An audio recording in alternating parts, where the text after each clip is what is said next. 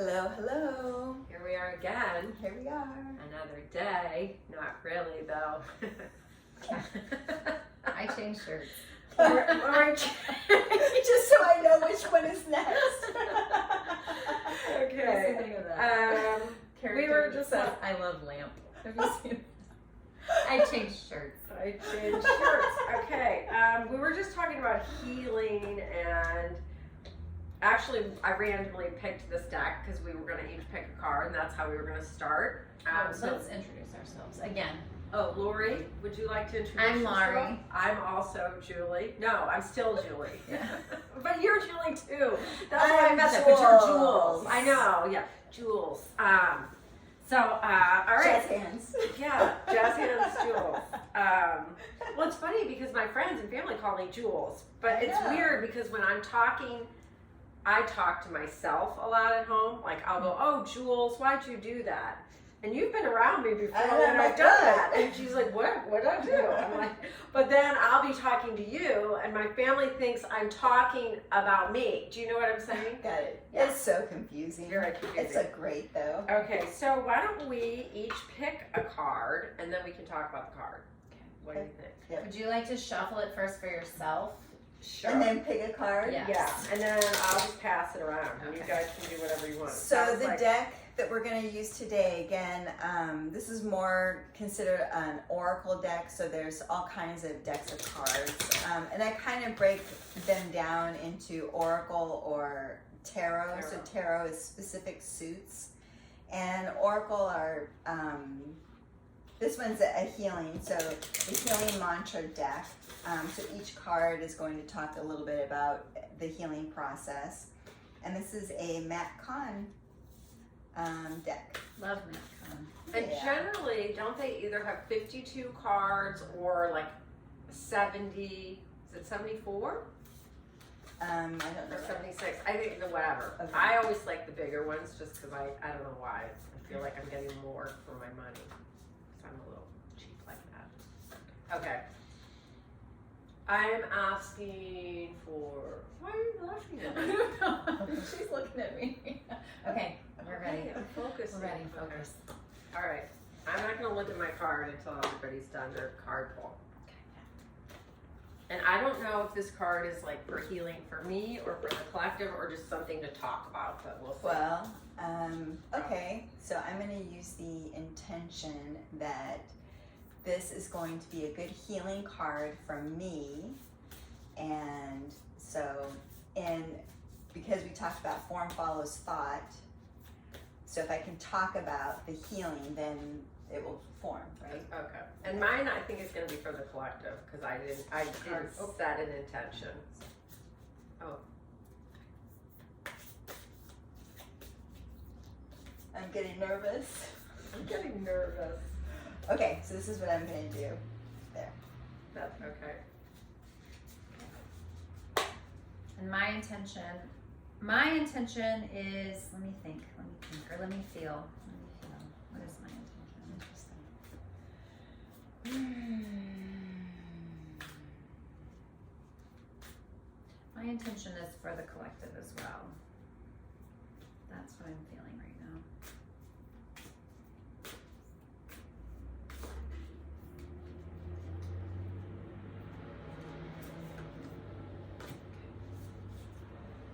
All right, Julie gets to go first this time, Okay. This is great. and you have the book. Okay, so I got processing grief, and I really feel like this is a good card for right now, for the collective, and for a situation that I'll talk about. So it says, my losses prove how deeply I loved, which is great.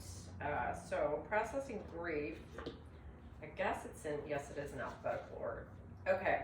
When grief is processed, you are able to notice the maturity you gained, even when losing the people, places, and things that once defined your sense of self. As you process grief, you are able to celebrate how deeply you committed to love instead of holding a grudge toward those who left or couldn't love you back. Once grief is fully processed, it can ignite a deeper commitment to love. You know that your alignment with Source is not a matter of what comes or goes. It is determined by how much of yourself you are willing to share. This mantra is ideal for opening back up to love, rebuilding trust, and addressing heartache. And this is so spot on time for me because I told you guys last night. So my second husband, he sent me this video because it doesn't matter why. But anyway, he started a business in Florida, and I didn't know that. And we briefly talked on the phone yesterday, and he sent me a video of his entire business, like literally this building being uprooted and washed away. And first of all, it made everything that's gone on in Florida very real to me. I don't watch the news, but you know, of course I know about the hurricane. So anyway, I started thinking about belongings, things, attachment to things, and you know, that it's really so inconsequential compared to people and relationships. And then I started thinking about my relationship with John and like what was good about it, what wasn't so good about it, and how it's taken me a really long time to kind of grieve the loss of that relationship. Even though it wasn't really healthy, there were so many gifts in that relationship. And I'm so grateful, even though the loss, I mean, it felt like a great loss at the time, and sometimes it still does. Like, wow, had we done things differently, or had he been able to receive what I was offering, or had I been able to be more flexible, whatever these things are, shoulda, woulda, coulda. But it's perfect, exactly the way it is. And, you know, as I was getting dressed this morning, I had a dream too about him. And I often have dreams about him. And I think, like, I always think about these parallel lives. Like, in a parallel life, we just continued on married, which is why I'll have these normal dreams of us doing normal things, you know? Yeah. But anyway, before the hurricane, I had this dream that he was underwater. There was all this water coming, and I had to go get his trash, and I had to go take his trash out. And I went down this street, down this hill, and there were two dark strangers following me. And I got to these trash cans, and his trash cans had been moved, and they were empty. And so when I woke up, I was like, that was so weird, all that water, and it was all weird stuff. And I took it to be like, in this lifetime, we were together to help clear each other's trash out and clear kind of the remnants out. And then I was like, okay, that's really interesting. Anyway, then he literally got flooded. But anyway, this morning I woke up and I just thought to myself, I'm sorry that it ended, but I'm happy that it happened. And so I think, to me, that's grief. You know, the idea that we can process grief, because I wouldn't have grief if I didn't have love. So I had the experience of love. Sometimes it was received and offered and reflected back.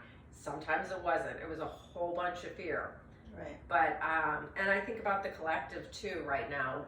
We've talked about this, that collectively there's a lot to grieve, and especially, so much you know, loss. the hurricane, COVID, it just sometimes feels like it's one thing after another. But I hope that we are reminded to choose love again and again and again, despite getting hurt. You know, we've talked about that. You're not wanting to lean into a new relationship or lean into love or open to love because I don't want to get hurt. Bottom line, I'm going to get hurt again and again and again. And we're all going to get hurt again and again and again. And love is worth getting hurt for it. I totally agree with that. Agree. That, you know, we can't not, like, we put up all these walls and we put up all these barriers so we don't get hurt. Right. But literally, that's what life is about. You know, I'm just going to use the word juicy again, right? Life is juicy if we can go ahead and be the fool to go out and just be in love with life. And life isn't always going to love us back. And we've got to be okay with that, just for the experience of our own generous offering of our heart and our kindness and caring, our caring capacity. I think all of it's beautiful, and it makes life worth living, like getting up and going and just loving a little bit more and loving a little bit more. And with just the knowing that, you know what, life is not always going to love me back. But it is loving you back, though. Even when it looks like it's not loving you back, it is, because John did not look like he was loving me back. I could have said life wasn't loving me back. I mean, that was a shit sandwich. But life was loving me back, because I wouldn't be where I am now had I not had what I experienced as life kind of bitch slapping me. The most expansion that we will experience is through those losses. Totally. Every time. And if I'm afraid of being hurt, then I'm destined to stagnation. Well, it's like that message that we got for a friend of yours, about the building the walls, and how if you can build the walls to protect yourself from being hurt, but then you're really just hurting yourself, because no one can scale those walls to come and be there with you in your pain. Right. I remember thinking, I built those walls to keep myself safe. Yeah. And instead I was just keeping everybody at bay. Yeah. And guess what? Me by myself, I was so unkind to myself, in my 20s and 30s. I'm the last person I'd want to be stuck in a room with. Yeah. Seriously. Absolutely. Absolutely. Oh, God. All right. So I like that card. Yeah. Nice. It's beautiful. All right, Laurie, you want to go? Sure. Okay, my card is allowing appreciation. The value of my life increases each time I appreciate everything in it, which I feel like that was the card I drew last week. So it's a theme. So the value of my life increases each time I appreciate everything in it. When appreciation is allowed, everything is seen as a gift for the evolution of your soul. The more often you appreciate, the greater value you feel within your own life.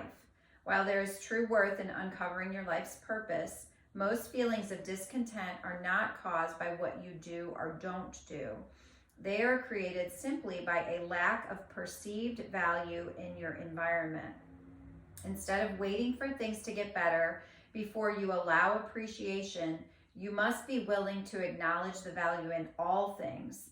This will awaken the feelings of elation that are always alive within you. This mantra is ideal for increasing worthiness, decreasing feelings of scarcity, and raising your vibration. And I talked a little bit last week about, where I live and, my home, and that if someone were to come to me and say, is this where you envision your perfect place to be? It would not be. But as I sit in my home, especially in those moments where I have some quiet and there's not people and dogs and all of that, I do find appreciation more often now than I did before. But it's intentional for me. I have to, my default personally is to look at what I do not have and what I'm lacking and what I have yet to achieve or what I have not achieved, or the idea of what my life would be at 47 years old, maybe when I was 20 or 30 years old, compared to what my life is actually at 47 years old. It looks different. And I'm finally getting to a place where I'm okay with that, but it's not perfect. I'm just gonna be honest, it's not perfect. I mean, there's days where I'm like, God, this house is a shit show and it's a mess and it's too small and I don't have enough room. And last night trying to cook dinner with the boys in and out, and they are trying to make food, and it's frustrating. But again, I have to remind myself that I am so very lucky just to have a roof over my head and my bills paid, and to be safe. I'm safe there in my little space. I'm safe. And so I have a deep appreciation for that. But I have to be intentional about that. That's just truth.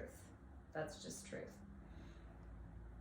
I think there's so many great things that come out of being appreciative and thankful and being living in gratitude. And some of the teachers I've worked with, talk about gratitude as that which opens up the crown to allow more of the spirited light to move through us. Like when we can be in that state of just this pure appreciation for something, for someone, for just even life itself.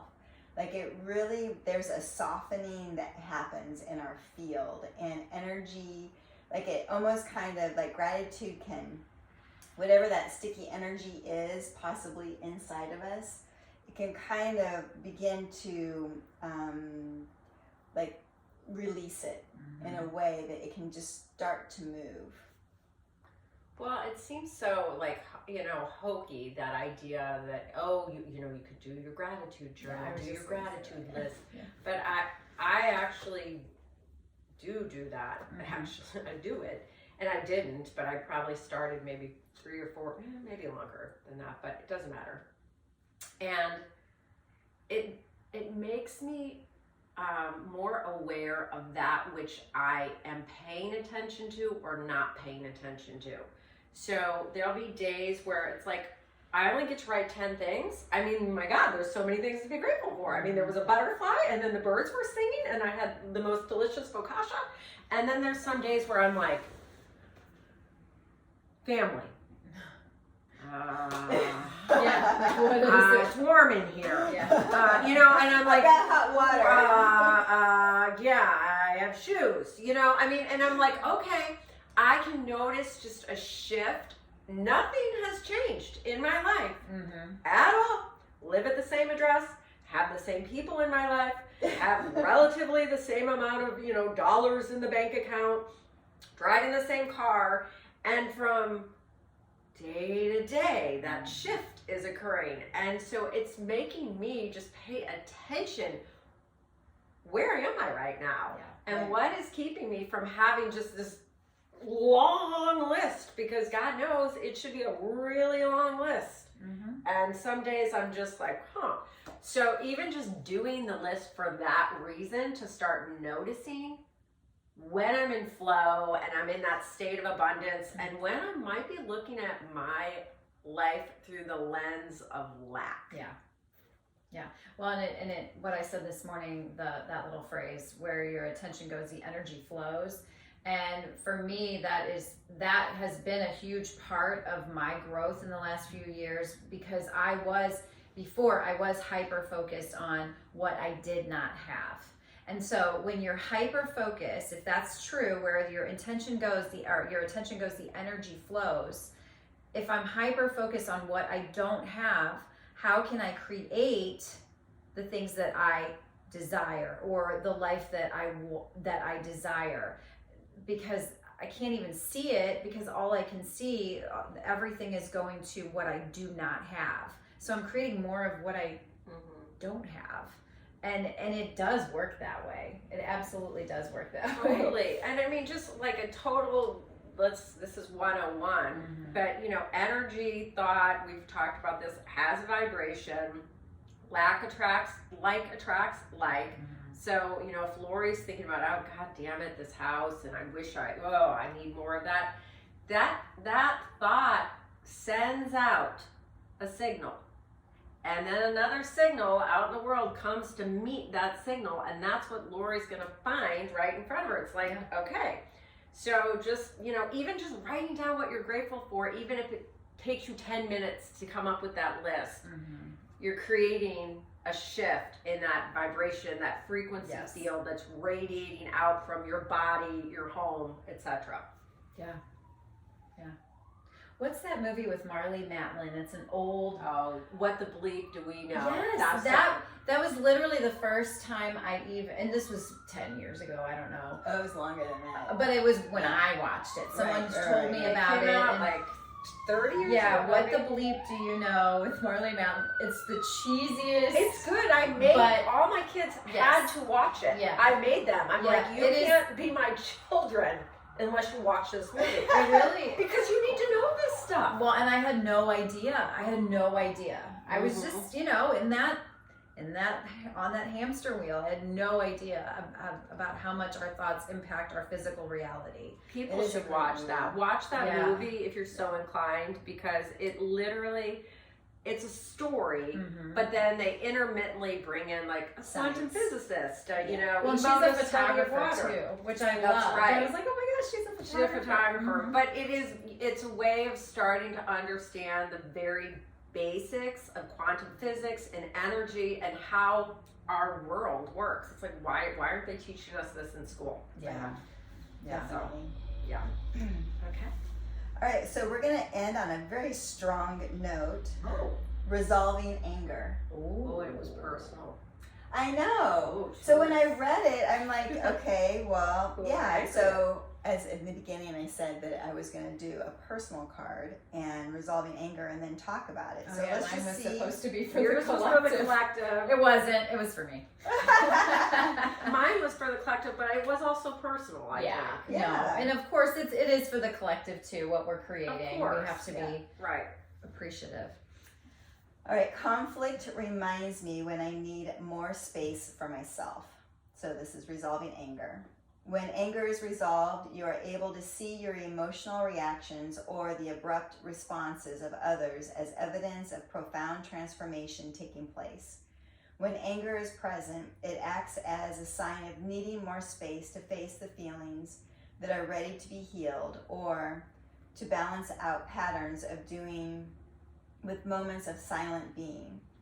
As you resolve anger, you are able to find the time you need to be both rested and productive.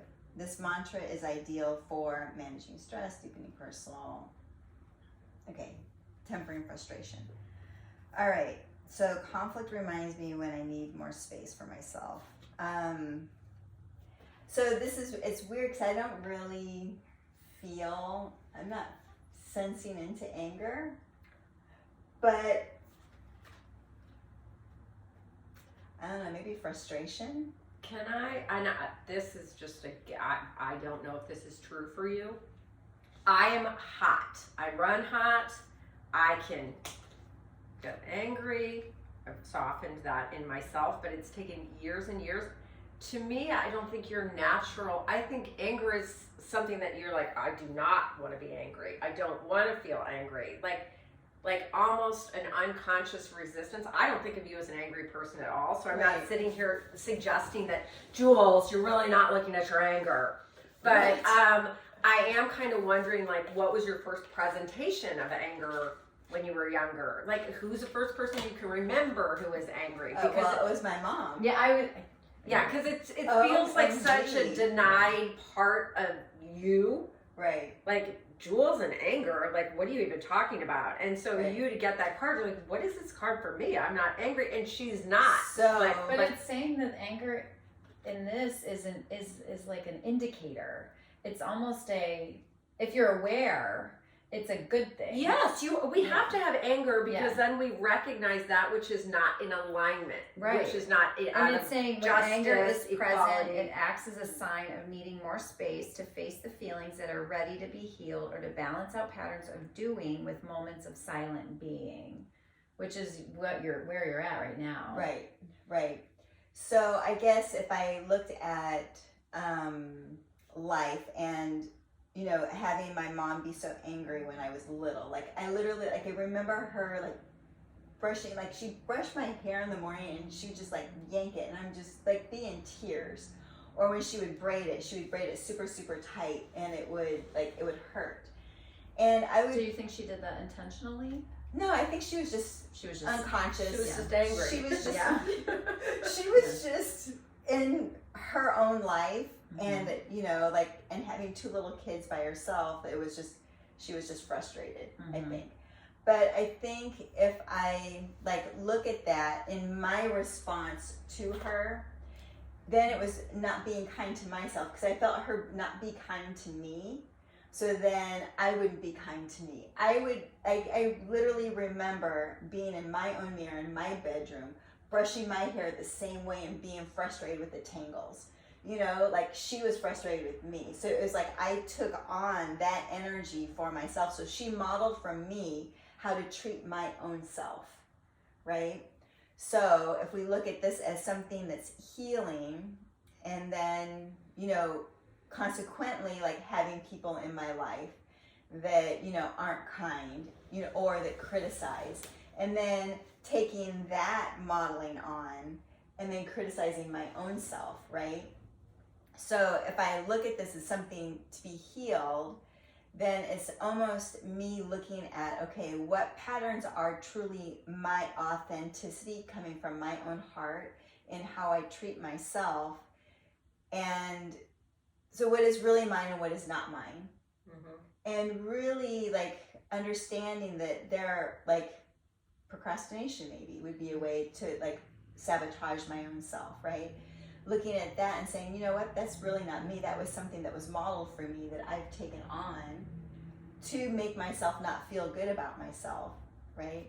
I don't know, I'm just kind of thinking out loud and like just being in this flow.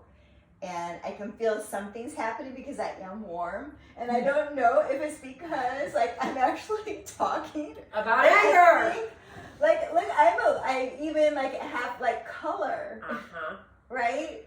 So I'm like feeling a little bit warm, just like talking about it.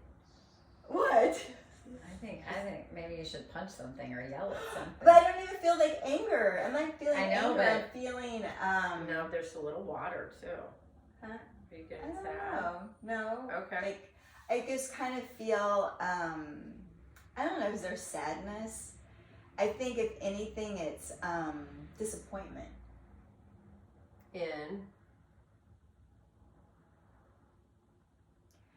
In what I allowed myself to be birthed into. I know. Well, we have no tissue. I for this. Well, what I like that, what I allowed myself to be birthed into. And, you know, all of it, of course, you know, like from my understanding from working with teachers and masters and so forth, is that, you know, we choose our parents. Right. We contract with them. Right. We contract with so many people to bring us these energies, these lessons, these obstacles to like learn from and grow from. And so like in the end, I'm appreciative. Like I've thanked my mom so many times, like in my mind, but also to her for being who she is, because who she is has allowed me to grow into who I am, to seek that light, to seek love, to seek compassion, to seek the kindness in humanity, you know, because she was a true Gemini in that she was hard, but and cold and distant, but then she was also like this of service. You know, like when we went to church, we were the last ones to leave because we had to clean up all the tables. You know, so she was in this service thing as well. So I don't know, like. So Did I guess. you ever express anger towards her? That's what I was going to ask. Yeah. Exactly. I mean, I have in the past. Like when you were little, though, would you be like? No, I didn't until I was an adult. So like we like really like for like maybe I don't know 10 years ago, like would have it out. Like and she like, yeah, she would shut down. Interesting. So. Well, I want to make a point about anger. No emotions are good or bad. They're just simply signals. So if I am resisting sadness for like, you know, I have a hard time with vulnerability. That's where I need to really practice being more vulnerable.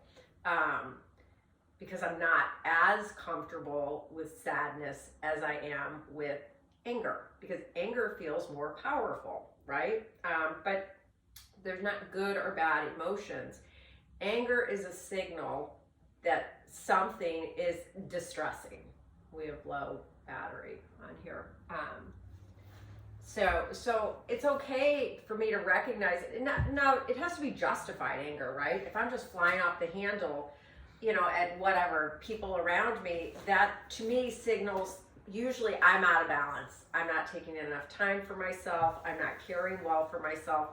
But it's a signal. Or if I'm angry at, my boss, maybe it's a signal I'm being mistreated here. I should feel angry. This situation doesn't serve me anymore.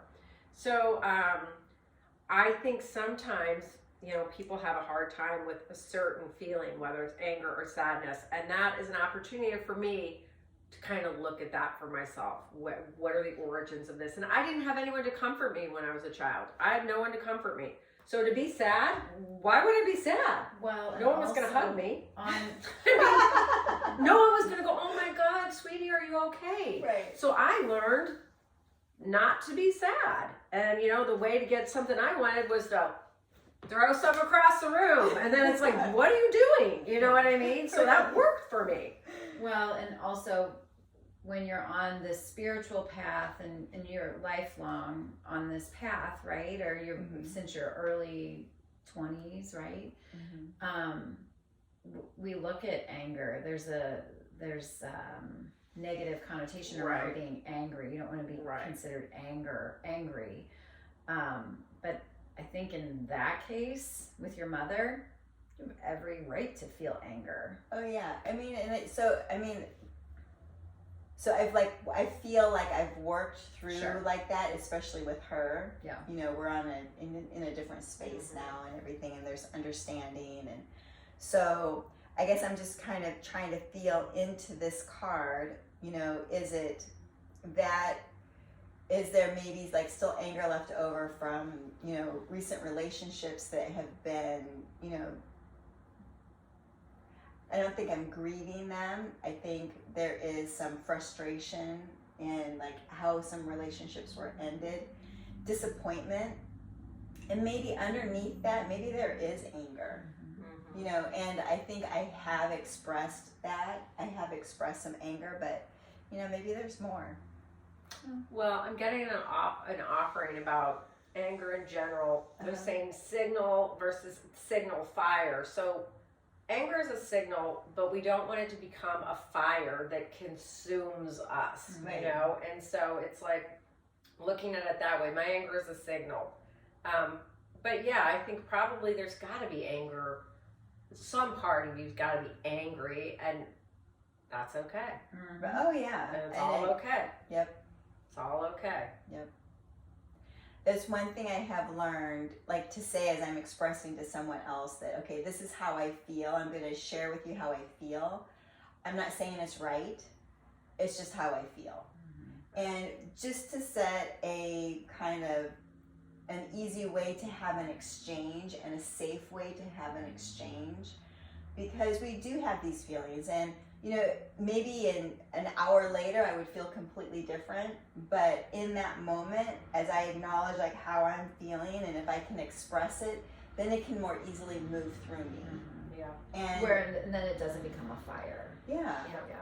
I mean, I say this a lot. No feeling, no healing. So, I mean, if we think about healing our relationships, healing my body, healing the planet. No feeling, no healing. So, it goes back to last week when we talked about, or really this morning, when we talked about, walking around like an Autobot and not being tuned in to your feelings. I mean, if we're hoping to heal as an individual, a collective, a community, etc., we have to acknowledge these feelings and in a safe way, in a safe space. And I like that you say that when you're talking to someone, because I think a lot of times I can express how I'm feeling, and the person who's listening thinks I'm making it about them or something that they're responsible for or need to fix. And so kind of starting like that, I think allows someone to like soften and then kind of receive you and then kind of meet you in a different way, which is awesome. This brings up something, it's conversations that I've had with all three of my kids together and then individually. I wasn't mean intentionally, but I was unaware. I was an unaware parent when they were young.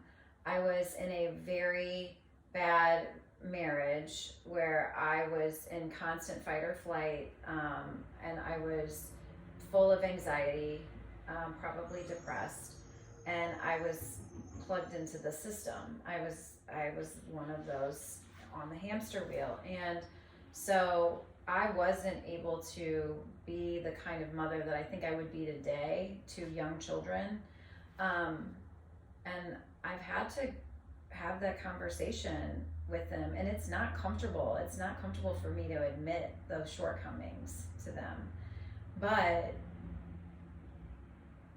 that I think will help them heal. Being able to feel that, because I feel shame, I feel regret, I feel sadness, Right. I feel angry with myself, and I don't like feeling those things. I don't like looking back and saying, God,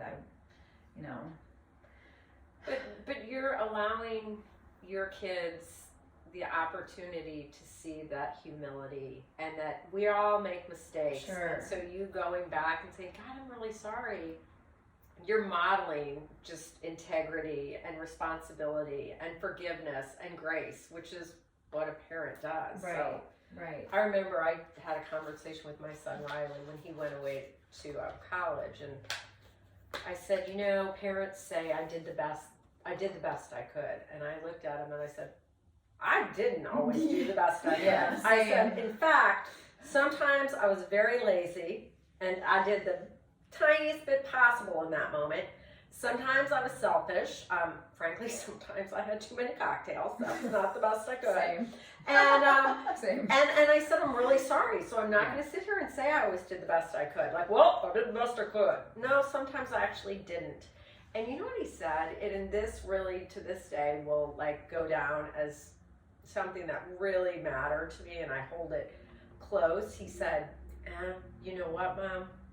You know what I always knew? I always knew you loved me. Yeah. And so I was like, first of all, thanks, son, for saying that.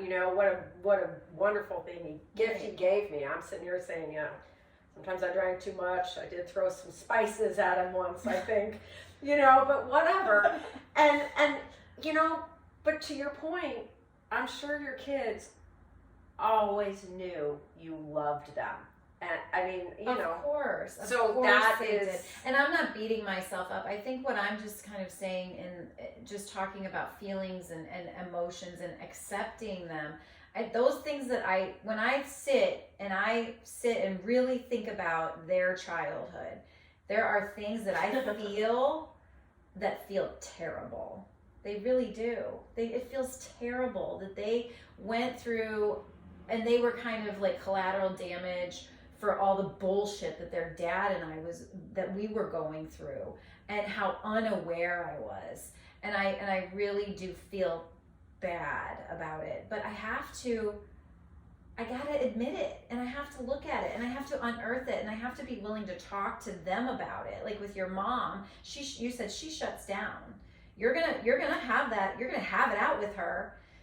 She shuts down. Now, if my kids come to me and say, my daughter is very good about saying, well, remember that time that you and dad did X, Y, Z, and I'm like, God, and it's humiliating. Now I look back and I'm like, oh my God, what an asshole. But I have to sit in it, and then I have to be okay to say, you know what, kid, I'm sorry. Yeah. I'm really sorry that happened. And I'm sorry that you're now having your own anxiety and you're kind of stuck as a 7-year-old sometimes in all of your feelings. But that is the only way we will heal. Mm-hmm. If there is no feeling, there is no healing. And so I'm hoping now that me being able to have these conversations with my kids, as hard as they are for me, to admit some of these things to myself and to look at my own darkness, I'm hoping it'll help them heal and then not repeat these same patterns or make the same choices that I made when I was their age. Yep. Mm-hmm. Well, I think we've got another T-shirt on our hands. No healing, no healing. Magic. Right. Yep. We gotta get that magic one out. Yeah. I guess one of the things that's coming to me is when I said earlier, like I'm disappointed in what I was born into, and that's really kind of unfair. I mean, that's that's a gut reaction to, you know, the anger, the disappointment, the frustration. But literally, like, if I can be the observer of life, right, of me having a life, it is a life. Mm-hmm. It is an experience. And are all experiences of life fun? They're not. No. They do feel like shit. They, you know, we can call ourselves I was an asshole, Mm-hmm. you know, so, but that's life. And the beauty of it is that when we do become aware and we become conscious and we recognize what we have done and what we haven't done, we can learn from it. Mm-hmm. And that's the whole thing with this life is, you know, what am I learning? What can I learn from my mom not being kind? Okay, I can't say I was always kind to like my son, but most of the time I really efforted towards kindness. And the times that I wasn't, I was in that wheel. I was frustrated from being in the wheel. So I think it's just, you know, giving ourselves a break, you know, give myself a break for this anger, resolving anger. You know, I have been able, because of those experiences, to learn how to create space for myself to heal. They just said, it was interesting. They just said awareness or awareness. Mm. So, Oh, nice. so that word awareness, when we have awareness, we, you know, untangle those knots, right? And we're aware of what's going on inside of us, what we're creating in our family, in our relationships. Without that awareness, we have a state of awareness, and we create chaos. And so, you know, take a look around the world. There's a lot of lack of awareness, which has created this field of basically a war zone of sorts. So that's just, and it really does. It all comes back to awareness. Yeah. It If really we does. can have awareness. If we can have awareness, Yeah. There's so many things that I would have done differently. Mm-hmm.